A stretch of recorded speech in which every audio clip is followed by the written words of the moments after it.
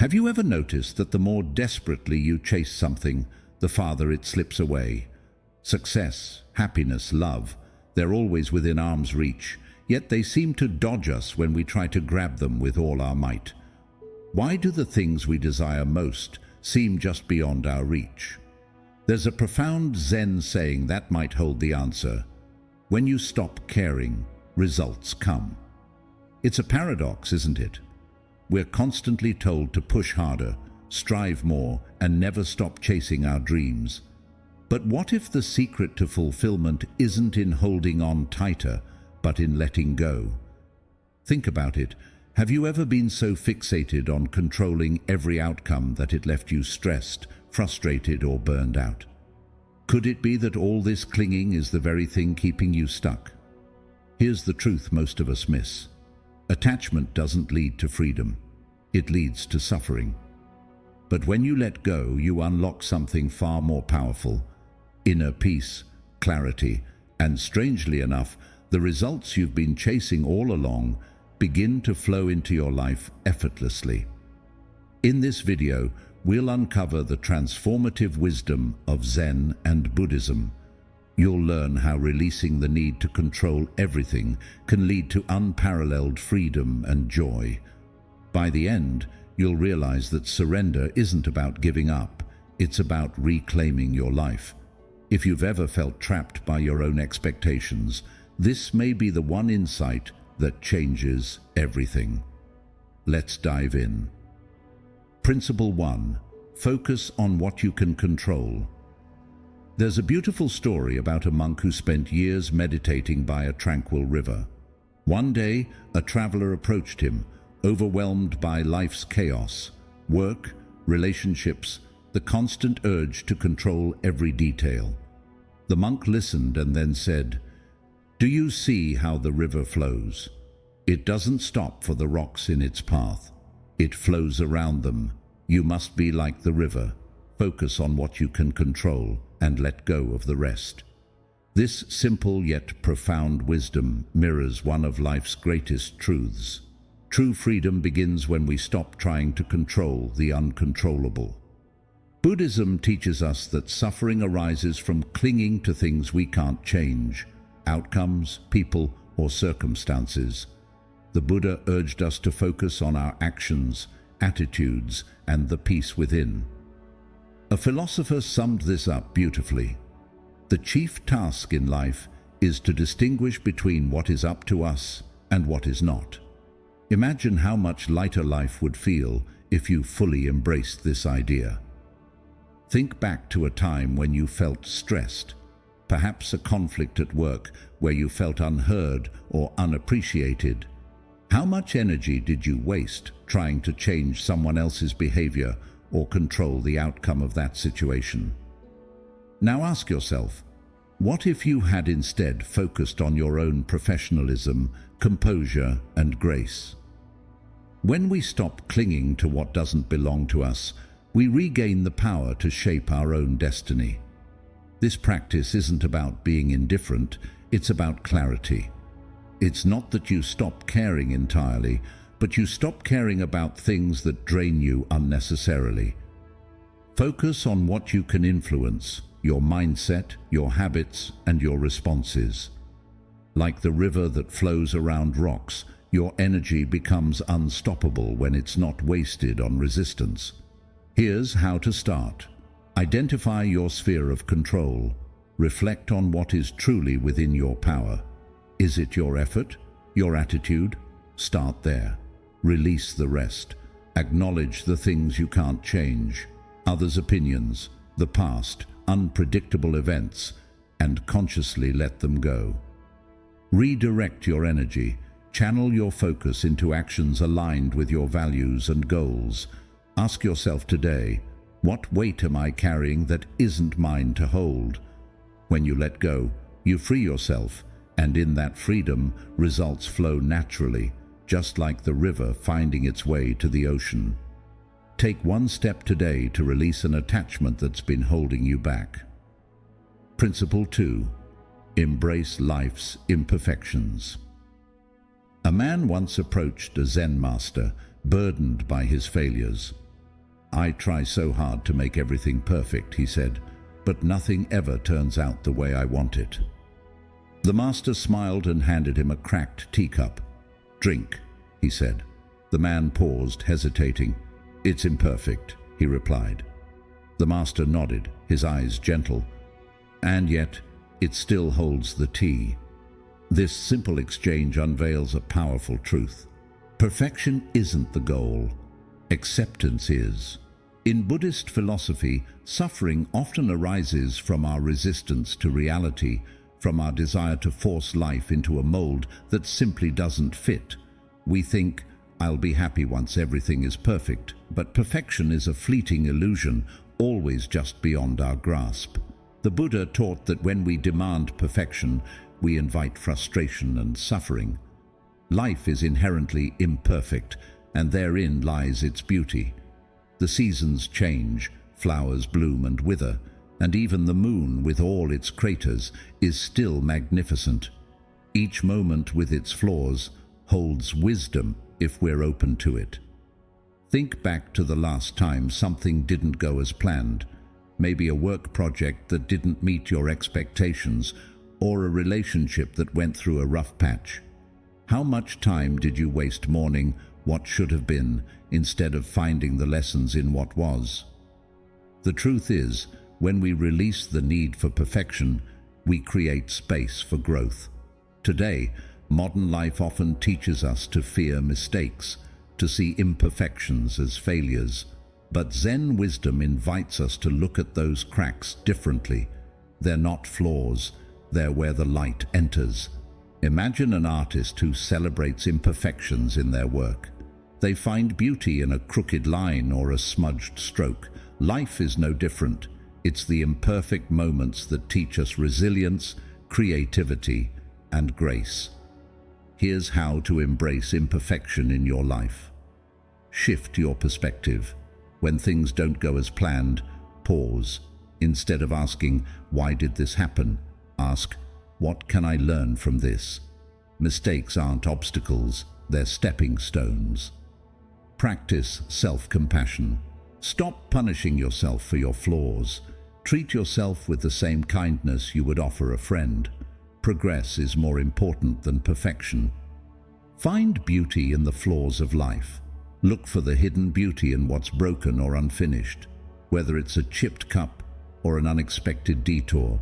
Let these moments remind you of life's unique charm. Ask yourself, what am I resisting because it's not perfect? When you stop clinging to perfection, you unlock freedom. Suddenly, mistakes become opportunities, flaws transform into teachers, and life itself becomes richer. Just like the cracked teacup still holds tea, you, imperfect and real, are enough. Today, take one step to embrace life as it is, not as you think it should be. Principle 3. Practice mindfulness. There's an old Zen story where a student asked his master, "What is the secret to a peaceful life?" The master simply handed him a cup of tea and said, "Drink this." As the student sipped, his mind wandered, thinking about chores, tasks, and the future. Sensing this, the master gently took the cup away and said, "When you drink tea, just drink tea." This exchange holds profound wisdom. True peace is found in the present moment. Yet how often do we live anywhere but now? Our minds rush ahead, consumed by worries about the future, or cling to the past, replaying regrets. In doing so, we miss the one moment we truly have, the present. Buddha taught that the present is the only moment we can truly control.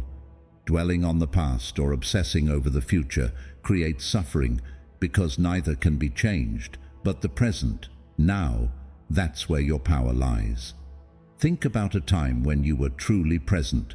Maybe it was watching a sunset, feeling the warmth of the sun and the cool breeze on your skin.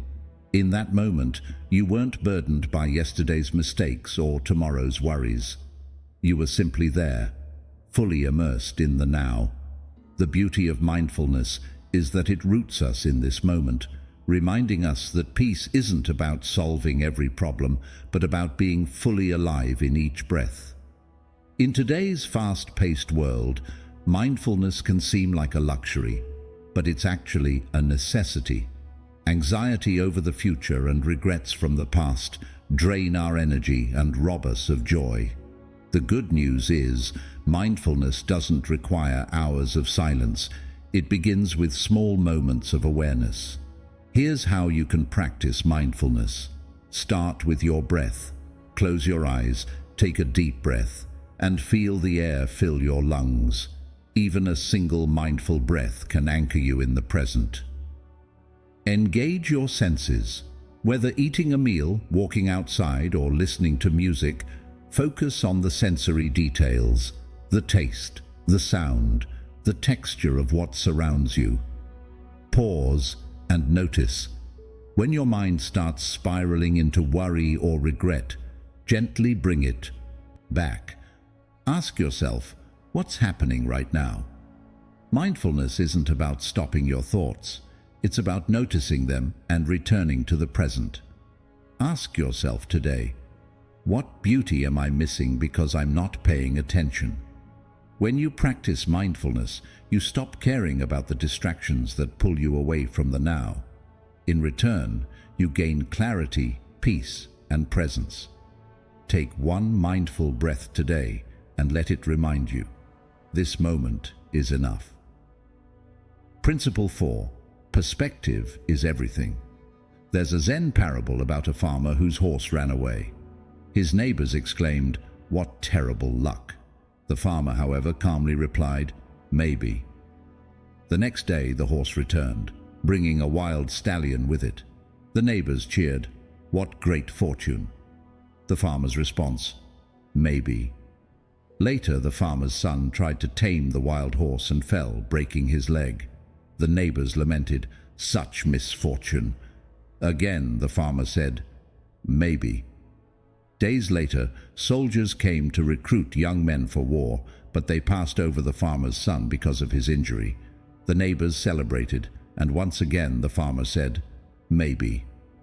This story beautifully illustrates a profound truth. It's not the events themselves, but our perspective on them that shapes our peace. In Buddhist philosophy, this wisdom is echoed in the teaching that it's not things themselves that disturb us, but our judgments about them. Life is full of challenges. Relationships end, careers falter, plans go awry. When setbacks arise, it's easy to label them as failures and spiral into frustration or self-pity. But what if instead of resisting, we reframed these moments? What if every setback became an opportunity to grow, pivot, or start fresh? Consider a job rejection. At first it feels like the door to your dreams has slammed shut. But what if that rejection is pushing you towards something better? Perhaps it's leading you to a passion you've overlooked, or pointing you to a job that aligns more closely with your values. Reframing doesn't deny the pain.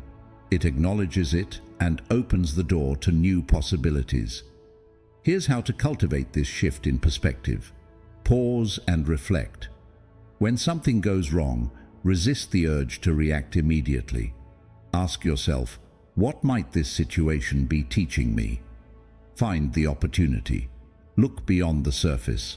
What lessons or new paths might emerge from this experience? Let go of labels.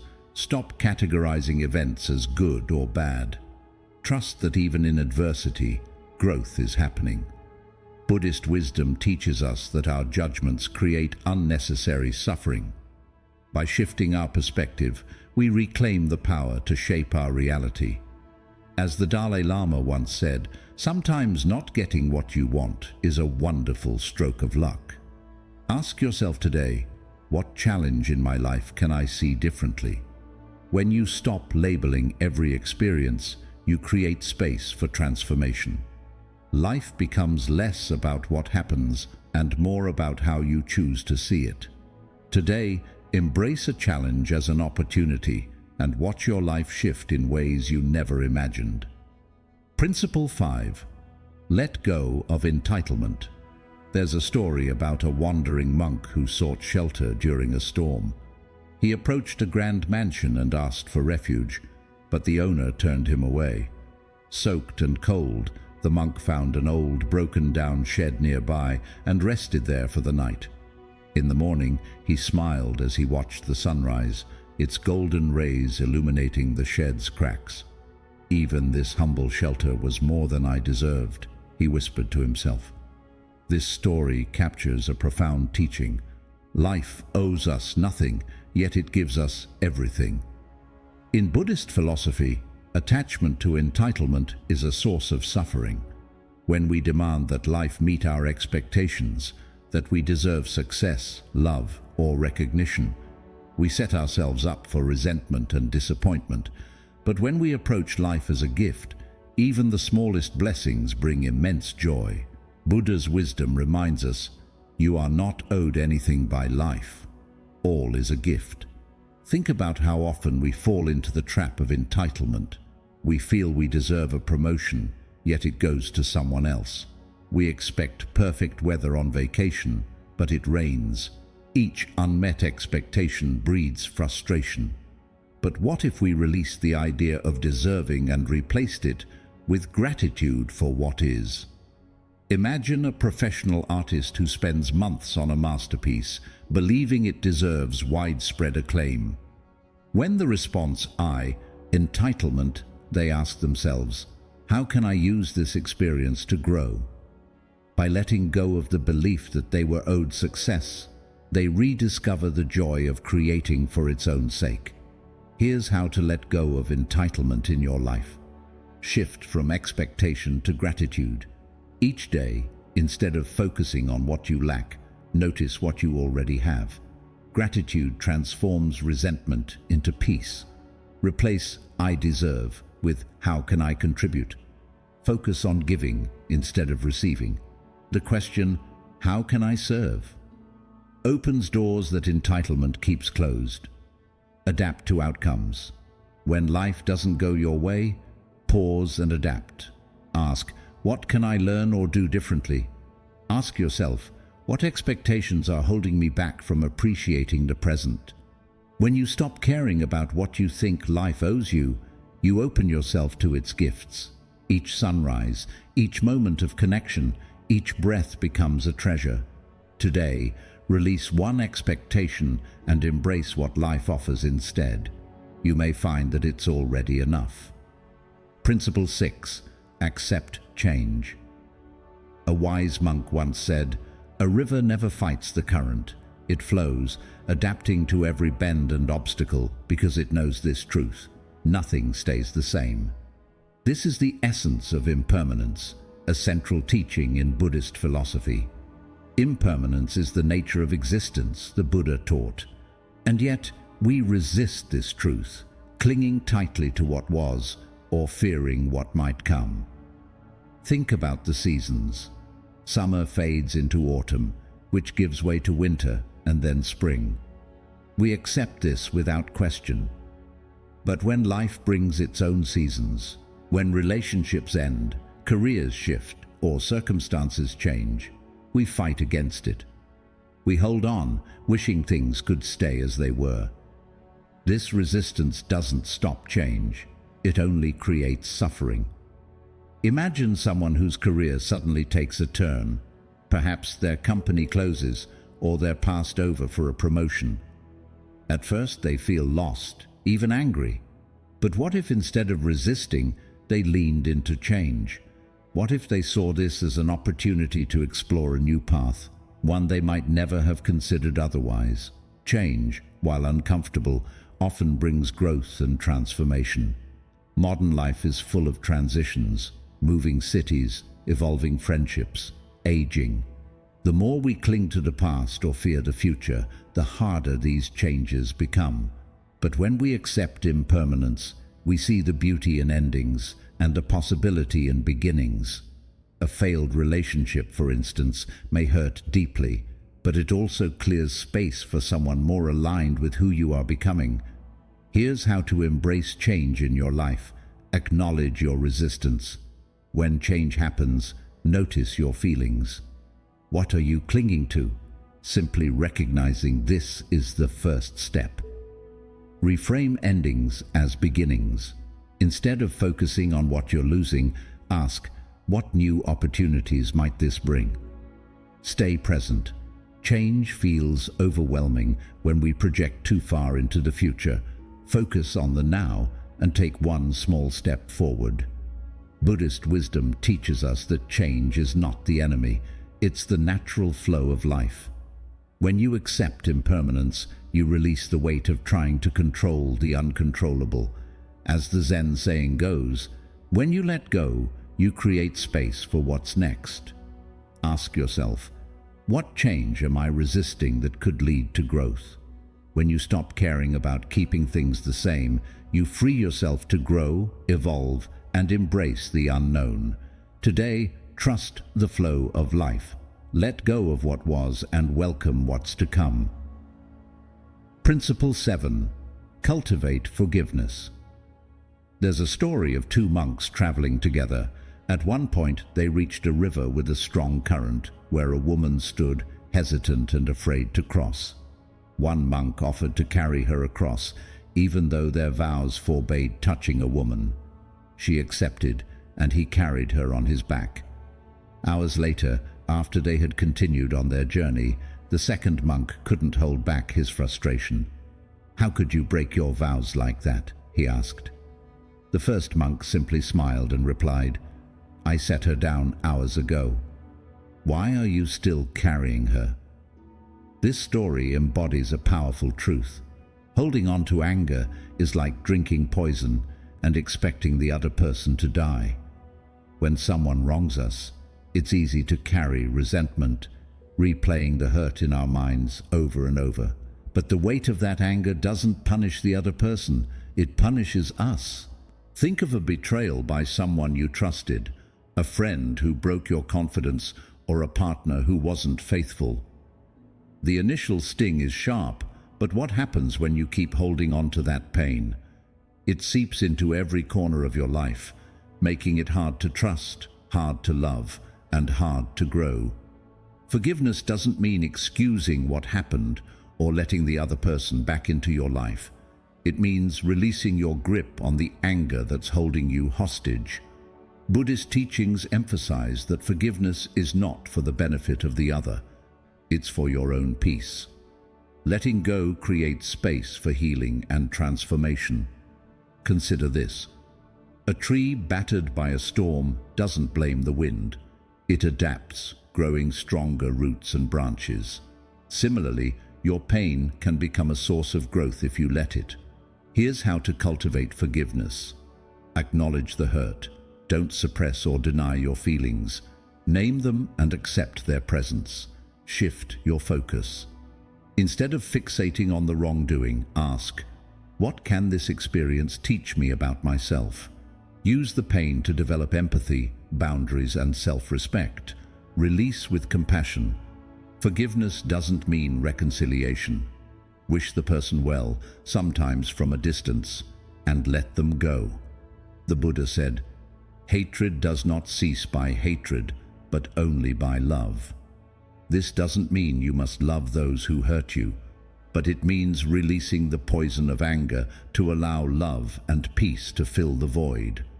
Ask yourself, what grudge am I holding on to that's weighing me down? Today, set down one burden of anger. Forgive not for them, but for yourself. Peace is waiting on the other side. Principle 8. Silence is golden. There is a Zen proverb that says, "Speak only if it improves upon the silence." In its simplicity lies profound wisdom. Imagine a clear, still pond. When undisturbed, it reflects the world perfectly, capturing the sky, the trees, and even the smallest details. But throw a stone into it, and the ripples distort everything. Our words are like stones. When used carelessly, they disrupt harmony, often creating more chaos than clarity. Think about the last time you found yourself in a heated argument, perhaps with a loved one or a colleague. As emotions ran high, you may have said things you later regretted, words that escalated the conflict instead of calming it. In moments of tension, silence can be your greatest ally. It's not weakness, it's strength, a conscious choice to pause, reflect, and respond with wisdom rather than impulse. Buddhism teaches us the value of right speech, a principle of the Noble Eightfold Path. It urges us to speak truthfully, kindly, and only when necessary. When you practice this, your words become tools for connection rather than weapons of division. Silence allows you to step back, observe your emotions, and decide whether speaking will bring healing or harm. Imagine a parent frustrated by their child's mistakes. The impulse is to react, to scold. But what if instead they paused in silence? In that space, they might recognize the child's fear or confusion, and their words could shift from anger to guidance.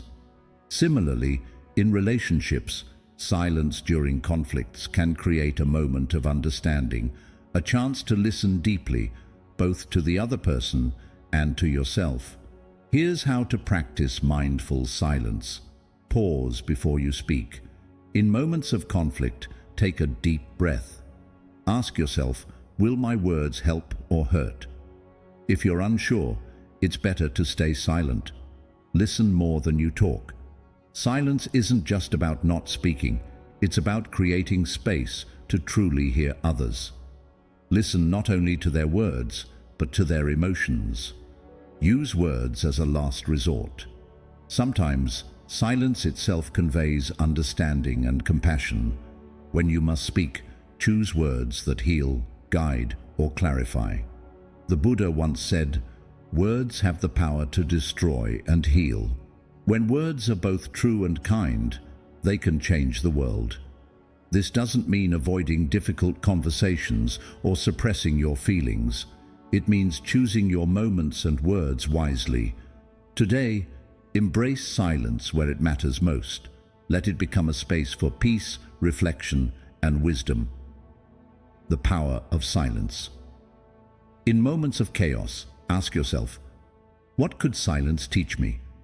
When we release the need to react or be heard, we unlock the power of presence. Silence is not an absence. It's a space where clarity and wisdom are born. Today, challenge yourself to embrace silence in one difficult moment. Let it guide your response, and you may find that where words fail, silence heals. Principle 9. Love your fate. Buddhist philosophy offers this profound teaching. Do not wish for events to happen as you desire. Desire them to happen as they do. Imagine standing in a rainstorm. You can curse the clouds and wish for the sun, or you can accept the rain, feel its coolness, and find joy in its rhythm. The rain doesn't change, but you do. Life often throws us storms we didn't choose. Financial struggles, career setbacks, relationships that don't unfold as planned. These moments test our resilience, but what if, instead of resisting, we embrace them?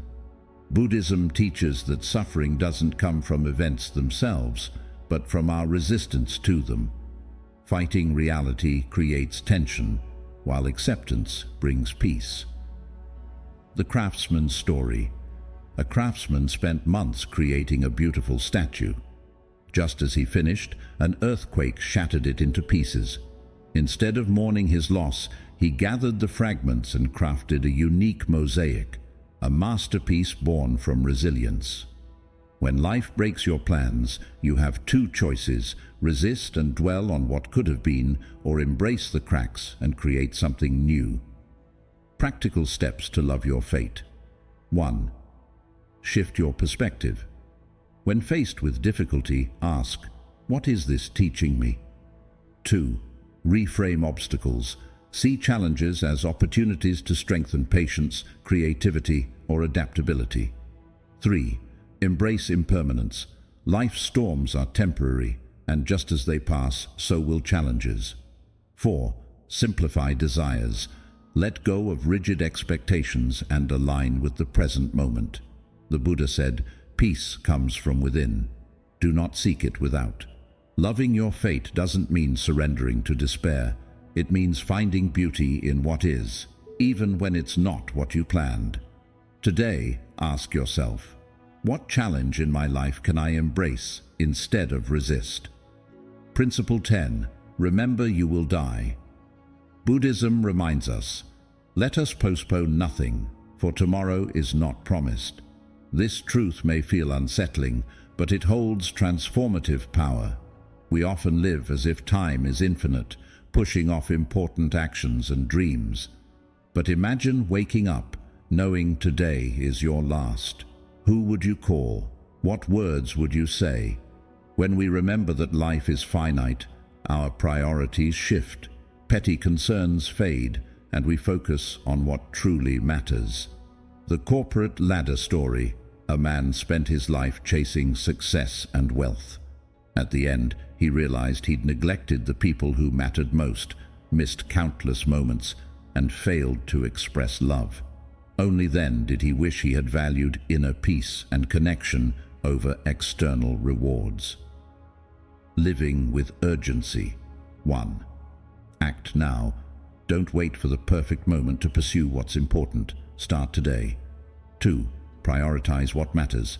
Invest in relationships and meaningful experiences. 3. Express gratitude. Each breath is a gift. Cultivate a practice of appreciation. The Buddha warned, the trouble is you think you have time. Reflect on this. What have I been postponing that I can do today? Let go of trivial concerns and embrace life's fleeting beauty. In each moment lies the opportunity to live fully and authentically. Closing reflection. Life flows like a river, finding its way around obstacles without resistance. Similarly, when we let go of expectations and align with life's flow, we awaken to boundless possibilities. As the Zen saying goes, let go or be dragged. True peace is not found in controlling life's outcomes, but in embracing its rhythm. Ask yourself, what can I release today to make space for peace? What can I embrace to find joy in the present moment? If these reflections resonate with you, like and share this video, and share your thoughts in the comments below. Together, let's walk the path of mindfulness and meaning. Remember you will die, a transformative truth. This might sound stark, even unsettling, but it holds a profound truth that can transform how we live. We tend to live as though time is infinite. We push off important conversations, actions, and dreams to a vague future, but the reality is that none of us know how many tomorrows we have left. Imagine waking up today, knowing it's your last. What would you do differently? Who would you call? What words would you say? What would you stop caring about? When we reflect on life's impermanence, our priorities come into sharp focus. The petty concerns, lingering anxieties, and small grievances we hold on to suddenly seem insignificant. Instead, what truly matters takes center stage. This principle, remember you will die, is not meant to induce fear or anxiety. It's a reminder to live with clarity, presence, and intention. The Buddha urged us to contemplate mortality, for in doing so, we are reminded to live authentically, right here and now. The corporate ladder story. Consider the story of a man who spent his entire life chasing success, climbing the corporate ladder, and accumulating wealth. At the end of his life, as his time ran out, he realized the cost of his pursuits. He had neglected the people who mattered most, missed countless moments with his family, and failed to express his love and gratitude. He had lived as if the clock would never run out. Only then did he wish he had spent less time chasing external rewards and more time nurturing inner peace and meaningful connections. Practical steps to embrace mortality. 1. Live with urgency. Don't wait for the perfect moment to do something important. The time to act is now. If there's a dream, an apology, or an expression of love you've been putting off, take the first step today. 2. Prioritize what matters. Reflect on your values. Spend more time with your loved ones. Share your appreciation for them, and invest in meaningful relationships. 3. Let go of trivial concerns. Release the things that don't add value to your life. Focus on what truly matters. 4. Express gratitude. Each breath, each moment is a gift. Cultivate a daily practice of gratitude for the beauty around you, the relationships you cherish, and the opportunities life presents. The Buddha once said, "The trouble is, you think you have time, but time is a gift, and we never know how much of it we have. Let go or be dragged. When we cling to expectations, we create suffering, but when we let go, we make space for peace. As the Zen saying goes, let go or be dragged." Think of a river. It doesn't fight the rocks in its path, but gracefully finds its way around them. Similarly, we can navigate life's challenges by embracing each obstacle as an opportunity for growth. 1. Accept impermanence. Everything in life is temporary. When we accept this truth, we free ourselves from unnecessary resistance. 2. Release perfection. Peace doesn't come from controlling life's outcomes. It comes from aligning with life's natural flow. 3. Focus inward. Forgive others, cherish the present, and cultivate harmony within yourself. True strength is not found in force, but in embracing life's rhythm. By releasing control and trusting the wisdom of the universe, we align ourselves with serenity. As Epictetus reminds us, do not seek to have events happen as you wish, but wish for events to happen as they do, and your life will be serene. A final reflection. Ask yourself, what have I been postponing that I can do today? What can I let go of to make space for peace? The beauty of life lies in each fleeting moment. In the stillness of now, we find profound truths. What we cling to often becomes the source of our suffering, and what we let go of allows peace to blossom. If these reflections resonate with you, please like and share this video.